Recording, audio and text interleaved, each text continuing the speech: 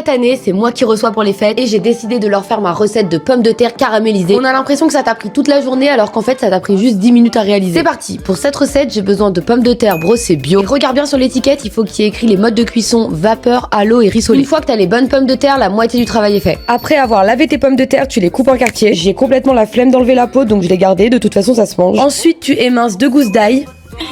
Tu prends un récipient et tu mélanges de l'eau, de la sauce soja sucrée et du miel. Et maintenant, la cuisson.